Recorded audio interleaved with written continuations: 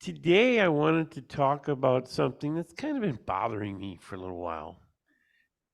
Um, been to many feasts, and they come and they say, "Oh, we're going to be this, and it's going to be that. We're going to be like Amish," and then something, "No, we're going to have just what we have today, and it's going to be more economically friendly." Or there's all sorts of ideas of what the millennium is going to be like. Are we be farmers? I remember even hearing, uh, was visiting another site, and the minister actually got up there and said, "We're going to be ruling with rods and iron from offices, and the top man will have the corner office, and he'll strive to be." I'm like, really? Okay. Um, but what does it take to get to this point? That's something they talk about the millennium, trumpets and atonement. We talk about the things before the millennium, but what is the transition? Are we going to be just, okay, Christ is here, the war is over, boom, grass and happiness? I don't think so. I think there's going to be a lot of work involved between Christ's return and his being king of everything, and what we saw there with the girl and the lamb and the lion. What I want to do today is just do an overall 10,000-foot view.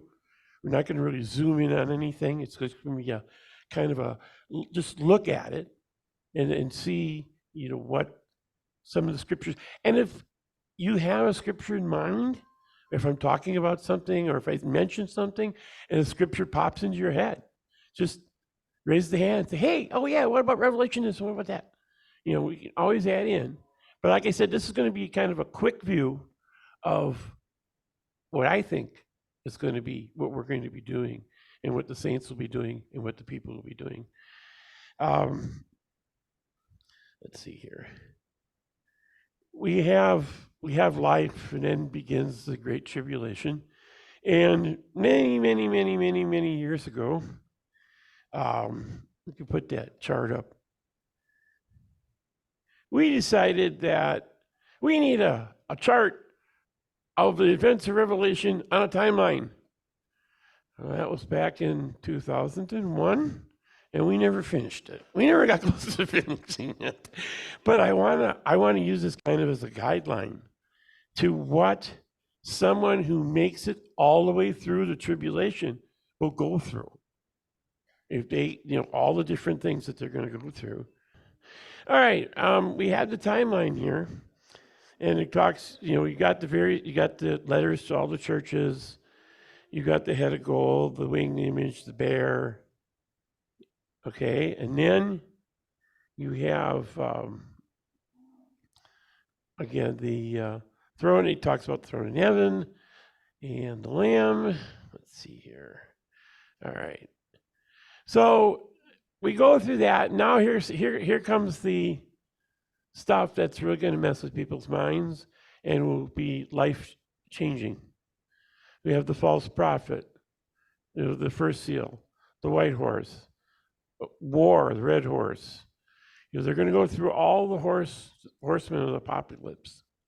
Okay, then we have the fifth seal, which is the martyrdom. The sixth seal is the earthquakes, the mountains out of place. Again, these are probably not in perfect order. This was just kind of thrown together. We never did finish it. 144,000. Okay, they've gone through the seals. And now we're going to be doing the trumpet plagues. Okay, a third of the earth will be burned. A third of the earth burned, the trees, the grass. Then the next thing to go through is the mountains will be blown into the sea. A third of the sea will be turned to blood. A third of all the shipping will be destroyed. I mean, and keep in mind, when we get to the battle with Christ, a third of the shipping is destroyed. And I'm making an assumption that means a third of the navies, the ships, everything they use to make war will also be destroyed before that happens. Yes, Tom. Mathematically, did you think about whether it's a third? Originally, I mean, the first one is a third of everybody, right? But then is it a third of the remaining, or is it a third of the whole original quantity? Did you run those numbers? No. It's a big difference. Okay. Has anybody looked into that?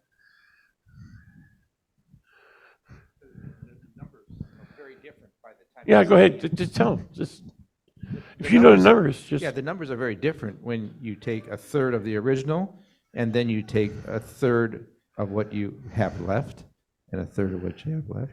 Or do you take a third of the original and then a third of another original and keep that original the same as a third of it? Do you know, Dana?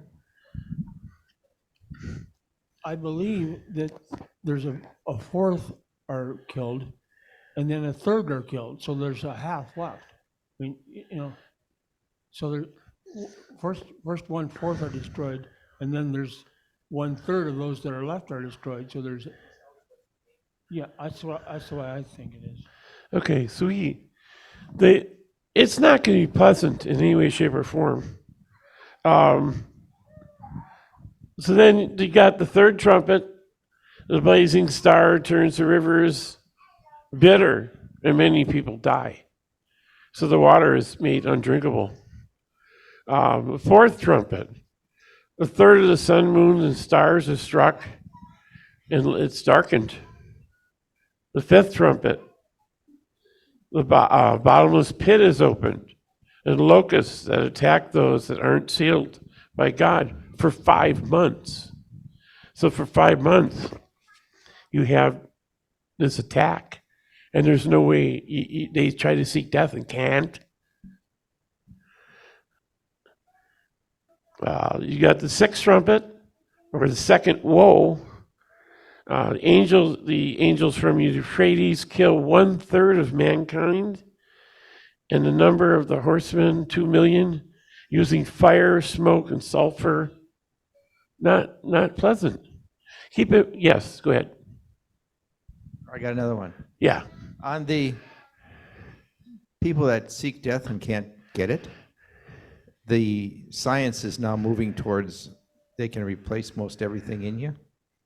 And I'm wondering if that doesn't mean eventually they can produce enough stuff to keep you alive short of forever. It's not really you, you're like the $6 million man. And otherwise, why would it say they seek death and can't? I mean, you can always commit suicide, right? And maybe no. Maybe no. Maybe they find a source of energy that will be within you that they can keep you running and keep all the parts moving. Noodle on that for a while. Okay. So someone who survives all this and makes it to the end is going to endure all these things and somehow live through it all. Then you got the 2 witnesses. They're going to make life really happy for those that try to seek to kill them, or it's not another unpleasant thing that's going to happen. And then shortly after that, we have the 7th trump, and okay, yeah, the two witnesses are killed. 7,000 people in that town die from an earthquake, and then shortly after that, Christ returns, and he will be seeking his wrath. You have the saints. It says that the Christ will return. The saints will be with him. I looked a lot of this over, and correct me if I'm wrong, but I don't see anywhere it says that the saints fight. I see that where the people of earth attack them, but I don't see the saints fighting. Remember the part with it was earlier in our chart, we have the souls under the altar are saying, when are you going to avenge our blood? And be quiet for a little while for a few more have to be added. Jesus Christ is going to come back and it's going to be a bloodbath. And the saints are going to be watching it. They've forgiven it. I'm sure every one of the people on the horses have forgiven it. but Jesus Christ can take vengeance. Tagore. I believe saints would fight spiritually, the false doctrine, sin, but we would not do physical battle. So either the false church or the world would fight against us. That's what I see. And coming back to Tom's seeking death, that's an intriguing verse in Bible. There's lots of debate over last 2,000 years. And some have interpreted this, again, third-party interpretation, not mine. They say like they try to seek to die in Christ, but that death flees away from them. So salvation runs away from them. That's one way of looking at it. If you make it a spiritual death, whatever, like it's a figurative. I'm done. And we've got Bill. Bill? Wait for the mic so the people online can hear you. We have millions online. Want to hear what you got to say. We have operators standing by. Yeah. We know that God has a wonderful plan, and his plan is perfect. And I just want to, he's also a God of patterns, and I'm thinking back to when Israel was leaving Egypt and the greatest army that ever was at that time came after them. They didn't have to lift a finger. They just walked across the sea on dry land, and they didn't do anything but that. And the whole army of Egypt, Moses said, you'll never see these guys again. So however God does it, it's going to be perfect. And I just wanted to remind everyone that Israel didn't do anything except walk across to the other side, and God did the rest. And somehow, every day, God is partnering. He's letting us partner with his plan, and he is defeating evil at every turn. Even if we can't see it, we just need to know it, that he's doing it every day, even right now. Right. Lorene. So, kind of in line with that thought that you were mentioning, that the saints don't really do much per se in terms of fighting. There's a verse that does it not say, "Vengeance is mine, thus saith the Lord, I will repay." Right. Not XYZ saint, it says, I will repay. Yeah, vengeance is the Lord's. And you think about it, we're purchased by his blood. So we're his property. And basically, you damaged my stuff. Now I'm going to kick you. That's what it comes down to. Go ahead there, Phil. So that reaches into a difficult question. And the difficult question is, why did the Israelites go and do battle in the Old Testament and annihilate people? My understanding is they didn't have to. They didn't have to. Mm-hmm. In Psalms and throughout the rest of the Bible, it calls Israel a very wicked nation. They're no better than anybody else. They were just a chosen vessel. They didn't have to do the stuff they did, but they did anyway. And there's more wicked kings in Israel than there were good kings. So, and even for a long period of time, they lost the Torah. Then they found it, and then they celebrated that they found it.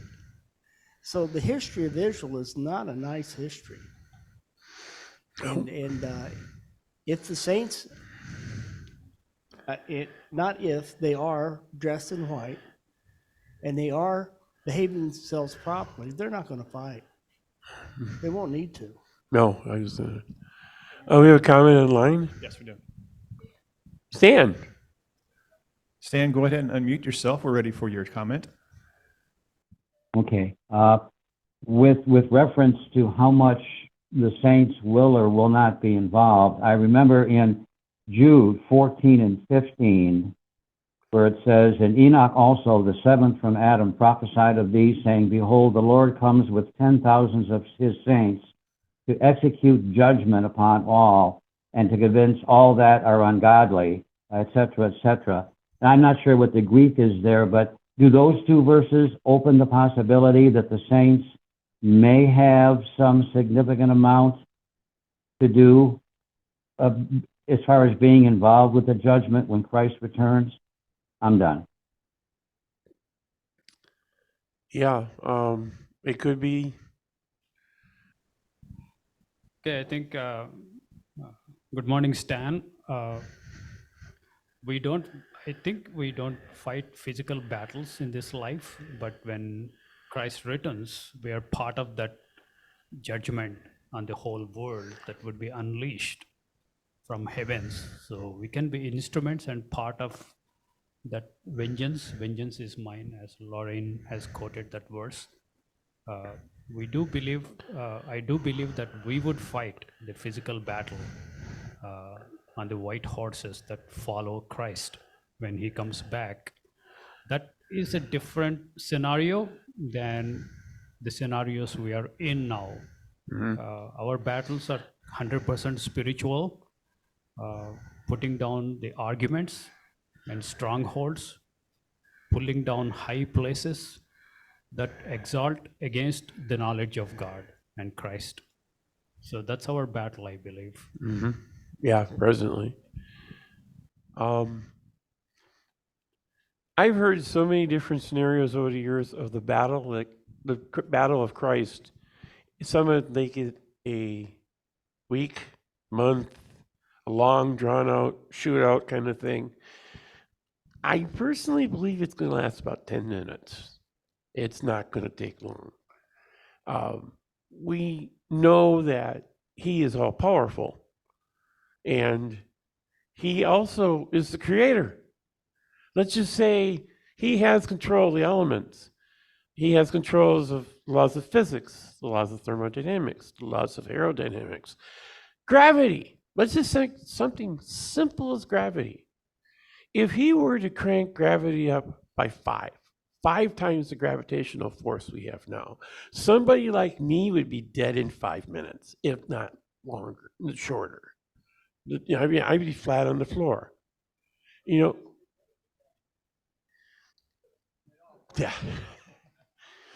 Yeah, that'd be good too.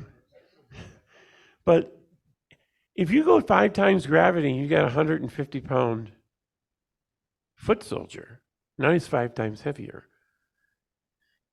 The gun that used to be 20 pounds is now 100 pounds. And one of my favorite aircrafts is a B-52. The B-52 weighs 175,000 pounds.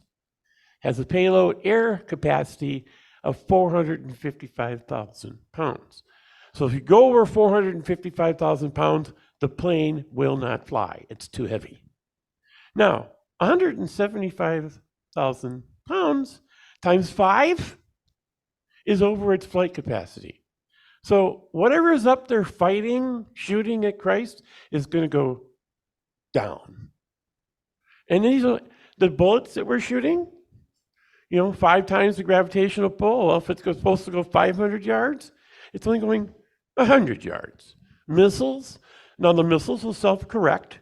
They will be able to fight the gravitational pull, but they're going to use all their fuel, all their to manipulate will be gone in a fifth of the time. So they're not going to make their target. The foot soldiers are going to, I'm told an average foot soldier carries 150 pounds of stuff. So they're going to be crushed by their own stuff. So all Jesus Christ has to do is change, tweak one law that we take for granted, and we're done. It's silly to think that we can even. Okay, so got Lorene and then Phil. Okay. Right, back to Tom's comment, there's also the idea of putting someone's consciousness in a machine. So, along those lines. But taking it a step further, all the garbage that Hollywood puts out, like Independence Day, these evil aliens come from space trying to conquer Earth. I mean, how many times over and over we see the same theme, and then, humanity all bonds together and repels the invasion. I just think it's kind of funny that there's this subconscious thought planted in everyone's mind that, hey, we can repel this force. But we all know who really wins in the end. you know, Phil? Right. Yeah, I just wanted to point out, it's kind of silly to think that we can win. In scripture, we have prophetic psalms, and one was Psalm 68. For Yahweh arises, his enemies are scattered, and those who hate him flee his presence. And I'll skip down through until we get this whole prophetic story about the earth shaking, how Lord gives his command. And in verse 17, the chariots of Yahweh are 10,000, 10,000s of 10,000s are they. The sanctuary the Lord is in his sanctuary on Sinai.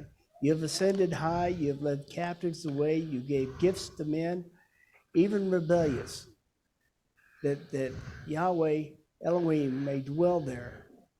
This is prophetic of that exact time frame. And it says he is the deliverance. Our deliverance is our Elohim. Yahweh our God is the rescue from death. Surely God will crush the heads of his enemies, the hairy crown for those who persist in guilty ways. These are rebels. They are, again, fighting against. They're saying, we ain't doing it. You can't make us try. And of course he does. And this whole psalm here is, I think, talking about exactly what you're talking about, Don. It talks about how he's going to put the rebellion down, how he, in verse 35, O Yahweh, you are awesome in your sanctuary, and you are the Elohim of Israel himself. Give strength and power to his people. Blessed be the Elohim. It's the whole thing here seems to be tied directly with this time period that you're talking about in Revelation. They don't fight. He does. Okay. Chris, you had something? So just thinking about will the saints fight at the end? And the Israelites were blessed. So one of you will put 100 to flight, right? They were blessed when they were brave, and they went behind. They let the ark go ahead of them. They were blessed for bravery when they expelled the Greeks during the Maccabees, and Yahweh used those physical violence to say, hey, look, you guys, here in the end of the book of Deuteronomy, I'm using you to get rid of these wicked people because of their abominable practices. And if you do what they do, I'm going to use another nation to do the same thing to you. So that all that violence, that give and take, doesn't seem to be a need at the end. At the end, there's no more lessons to be learned. Everybody's either learned the lesson or they haven't learned the lesson, right? Right? So there doesn't seem to be a need for the saints to go through and battle, because you're either in or you're out.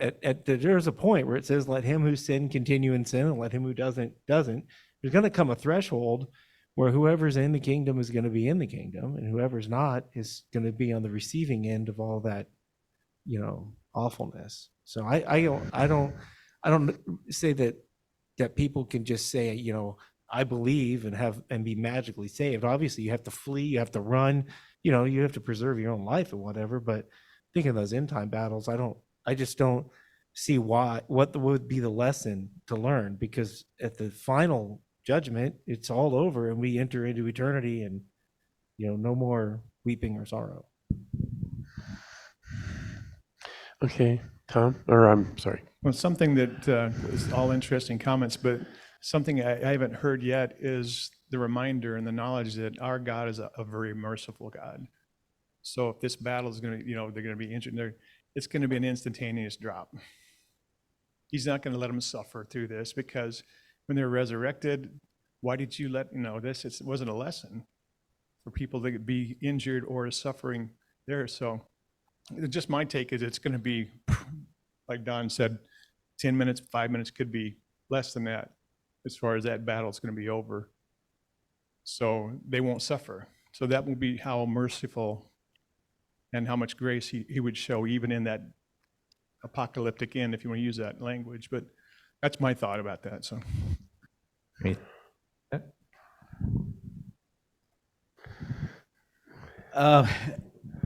Yeah, before all of this comes to fruition, in Revelation, excuse me, Revelation 7 talks about the saints, or the 144,000 are sealed. That sealing occurs because of our faithful practices, or, however that is achieved. That correlates with Luke 21:36 that says, "Watch and pray always that you may be counted worthy to escape all the things that shall come to pass and to stand before the Son of Man." So we all want to have the title of saint bestowed upon us, but we still have a responsibility not to think that we're as the not that we're in like Flynn. So we have a responsibility to make sure that we're doing everything we can to be that group of people that humbles ourselves, loves Yah with all our heart, soul, and mind, loves our neighbor as ourselves, and it's nothing really to do about knowledge. A lot of people are running, like Daniel 12:4 says, to and fro with all kinds of doctrinal proofs and discrepancies and denominational divisions, and it's not about that. It's about, it says, work out your own salvation with fear and trembling. So every one of us as a person has to stand, it says to stand before the Son of Man. That means each one of us has a personal relationship that has been proven to be of a standard that he will reward us, and that will be termed a saint or a faithful person that has lived a righteous life. So Americans have never really been tested to any degree. A lot of people feel they're just going to be raptured away. Well, we shouldn't have that assurance that we're in like Flynn. We don't want to be disappointed. We have to really make sure that we have all the bases covered. And yeah, grace is important, mercy is important, but also, what should we be doing to really attain that title of saint, which is really a blessed title of God. We got Phil again. Put a little meat on the bones. I'm going back to Psalm 68 again. It says, as smoke is blown away, you blow them away. That's the expediency of his, what he needs to do. You're gone. He says, as wax melts before the fire, the wicked are destroyed before God. As smoke is blown away, you blow them away. It's done. But the righteous are glad. They rejoice before God and celebrate in joy, sing songs, praise his name, exalt him high who rides on the clouds. His name is Yahweh, and rejoice before him. God is holy in his dwelling.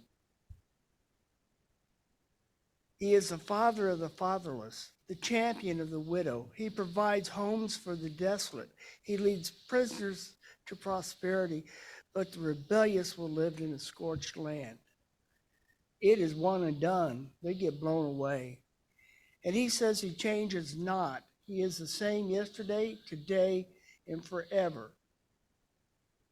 To me, I don't see the saints blowing these people away. I see Yahweh blowing them away. He takes care of the deed. He says he blows away the wicked. Thank you. Okay. Is there a hand up back there? Okay. I know. This will be the last comment, and we'll move on. I was just going to throw out there too, in a family, it's usually the parents that do the disciplining. It's not the other siblings, right? So, he set up the family, the human family, as a mirror of what he intends to do. The other thing that has stuck with me for a long time is about when he returns, will he really find faith on the earth? And so for those folks that think that they're going to be rescued from the tribulation, that includes us.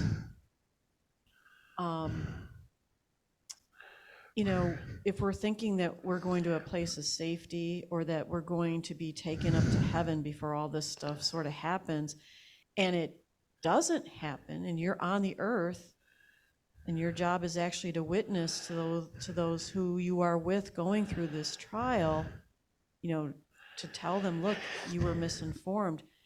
Don't give up your faith. He is coming. He is going to rescue us. It's just not in the way that you've been led to believe. Okay. Yeah, speed this up a little bit here.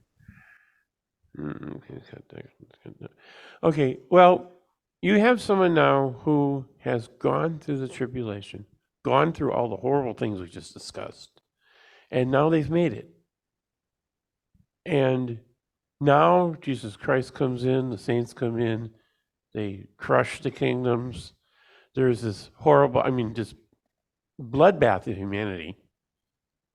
And it's so bad that it takes 7 months to bury the dead, and that they would go back and forth through the land. That's in, let's see here. My notes collapsed as we were talking, so I'm kind of punting here. Verse 8 of what chapter? I think that's Joel. Let's see. And they shall dwell in the cities of Israel and go forth, and they shall set up. That's the burning. 7 years to burn and destroy everything that's left behind. For 7 months, for 7 years, they shall go forth and set fires to the weapons, both the shields, the buckles, the bows, the arrows, the staves, the spears, and they shall do this for 7 years. It's verse 8. I lost the I think it's Joel. Might be Joel. Maybe some of us could look at it real quick, but and they shall take no wood from the field or cut down any of the forest to burn. And I'm thinking in a modern setting, obviously the prophet was relating to the tools and weapons of its time. But after this battle, we're going to have this scrap pile. And when it comes to rebuilding, we'll have endless materials. Or if you have a tank that still runs, okay, take the turret off, put 20, 30 plows behind it. You can use plowing. You can use this stuff.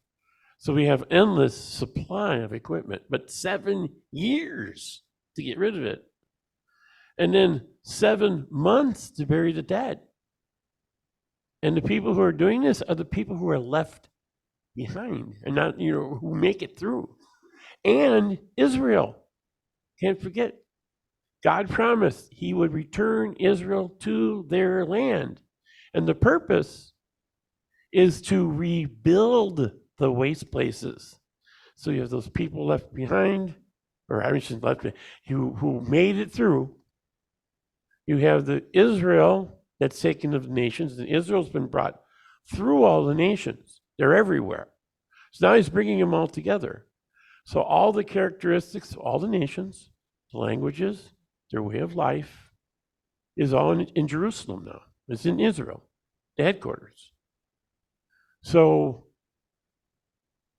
you have the understanding of how to deal with mankind there. For governing, for rebuilding purposes.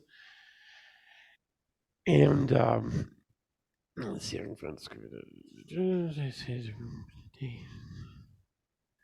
Okay, the 8 of people.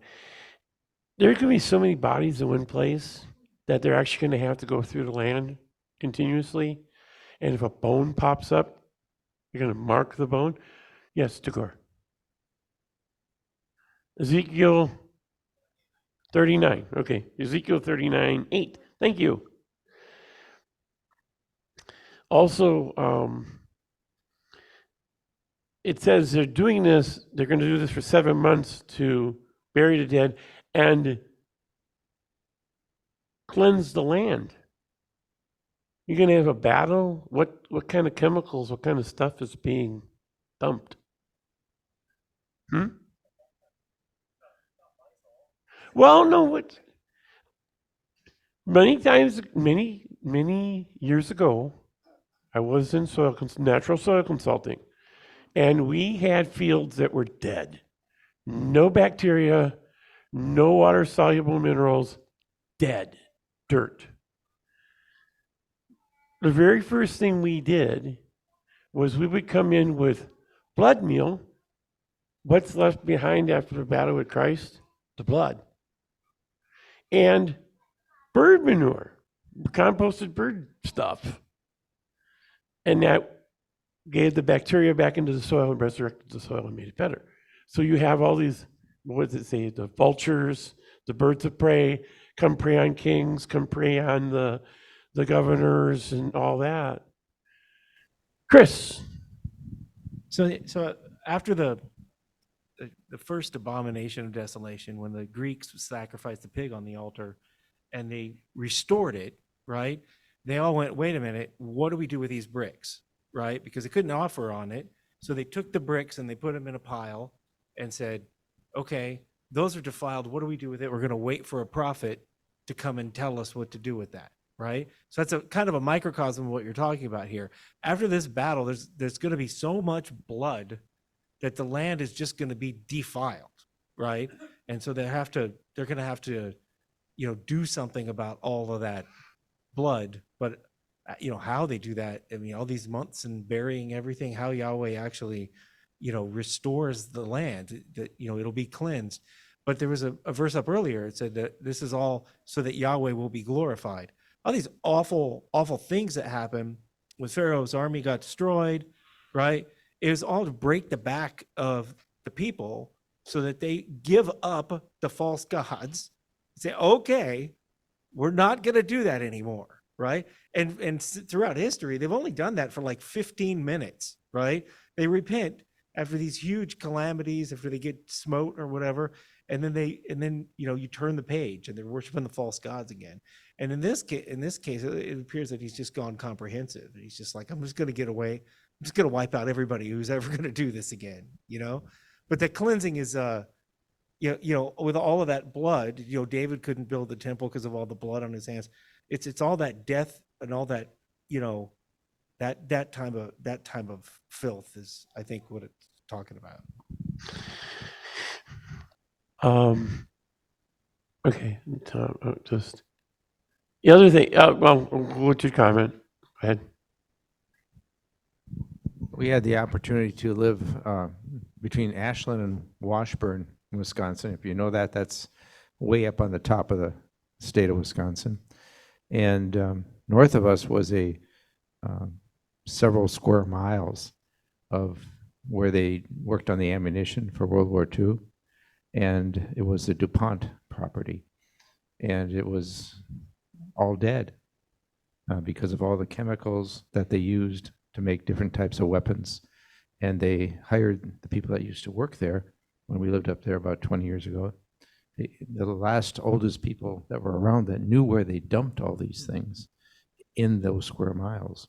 And they went through and tried to clean it. And they never did get it all. So you're looking at all these things that have to be cleaned up. In Ezekiel 40 through 48, it talks about a temple being built. And there's a great amount of detail there. I think that temple is a transitional temple. There's elements in it of the New Jerusalem, and there's elements in it of the Old Temple. And it's a good study to look at it because it's a bit different. I think that'll also be built. And I'm trying to think. But in summary, you've got all these people who, if they make it through, they're going to be part of the rebuilding. They're going to be working. And one thing I think that brings people together is working together, learning to work together, learning to be together. You're going to have people together. We have to overcome the prejudices. I hate him because he's this. I don't like that person because they paint their fingernails 9 colors. I don't like this person. I don't like that person. So now we got to bring all these people together and all these different prejudices and things against one another. So I think the saints are going to have the job of teaching them to live together, to work together, to be together. So that's a major obstacle that will have to be overcome. And you have someone that is repeatedly abused and betrayed. You know, again, the people going through the tribulation, you know, oh yeah, this is great. Yeah, this political system is great. Oh yeah, I'm going to give you this, and they don't. You do this, you know, you worship the beast. No, you're going to, and all the promises that get broken, all the times they're betrayed. Who are you going to trust? Nobody. You're going to be so burnt. So now you have to overcome the prejudices. We also have to gain the trust of the people who went through all that. To gain the trust, to gain the understanding. You know, it talks about the saints will teach. So I think that's the Cliff Notes version of mine, because we kind of ran out a lot of time. But there's a song that I was doing a project with the dancing. I wanted to try to find dance music and dancing, worship dancing from all over the world. And just to compare, because this is the Hebraic dancing, there's other forms of dancing that are, you know, honorable, and they worship God. And I never did finish that project, but I did find a really cool song that picks this. This is a song done by a Nigerian worship singer. And what I think is really cool is he starts this video. They're in a junkyard in Nigeria. First, you get this picture of a town in Nigeria. Now, being the third world, it already looks like it's been bombed.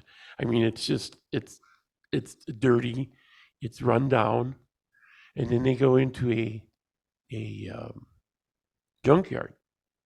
And so they're cleaning up the junk, they're cleaning, moving stuff, and they're hanging flags. They're taking this junkyard, cleaning it up, and this gentleman is singing lead, and then they all come together to dance and to sing about trusting God, having faith in Him, and that He loves them and He's providing for them. Because that's what it's going to have to take. We have to gain the trust of them and to show them, hey, we're not here to hurt you. We're here to help you. We're going to make it happy. So in the song also is a couple of, hang on a second there. Because he's singing Nigerian, he's singing English, or some of the phrasing, it sounds like he's saying, I am the righteousness of God, when actually the phrasing is, the I am is the righteousness of God. So, and in the song here, we have part of the way through, they go through and they start singing partially in Swahili. And so there's some of the interpretation there. And what the singer was trying to display is we have a canopy above us that God dwells in to protect us from above. And then His footprints below protect us from the serpent below. So the words actually mean canopy of light, footprints of God, and then the final word that they sing means awesome, great, above all. So with that, we can roll the song, and then we'll do the food.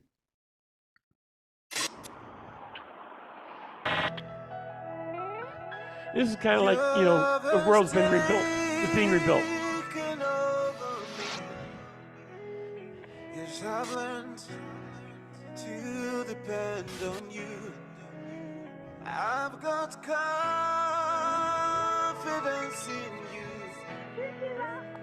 in you, oh Lord. I put my trust. Your love has taken over me, 'cause I've learned to depend on you. I have confidence in you. Lord, I put my trust.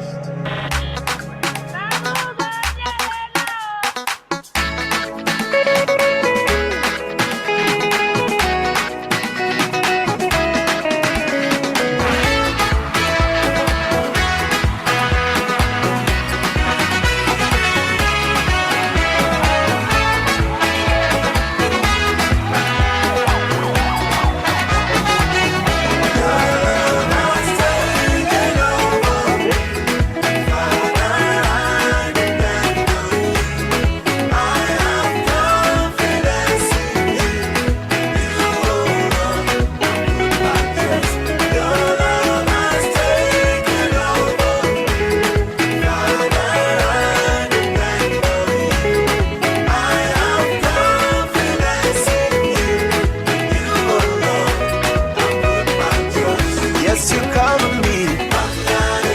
Yes, you I am the righteousness of God. Oh, yes, you cover me. Yes,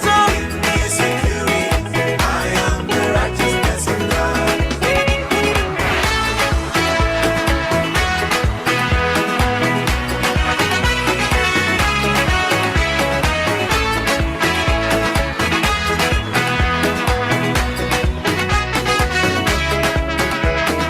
This is my season of increase. I am lost in your love. Your mercies endure forever. Jehovah Adonai. You know you bless me. You know you bless me. You truly bless me. My life will be the same. You know you bless me. You know you bless me. You truly bless me. My life will be the same. Your love has taken over. Oh yes.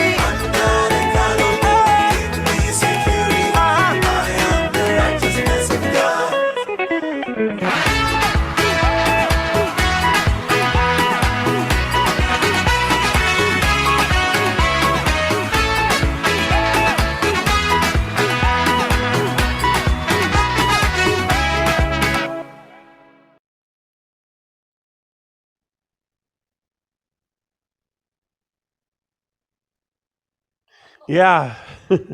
No, I just threw that in there because I thought it was like, that could be like a town that's rebuilding. We've regained their confidence and they're praising God for it.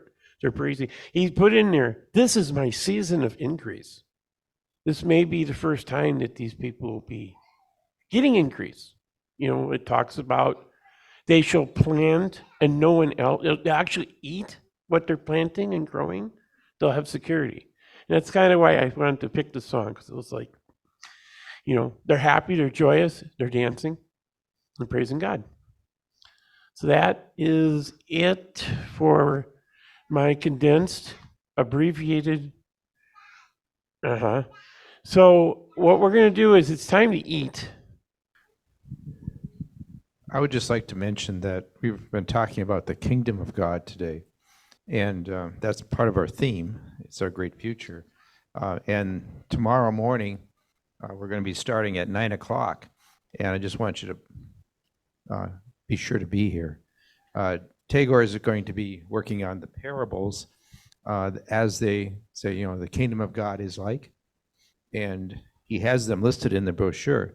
So if you should possibly take some time to look at those parables each night before you come, so that you know what they're all about, and you'll be able to add a little bit of color to what Tagore is saying.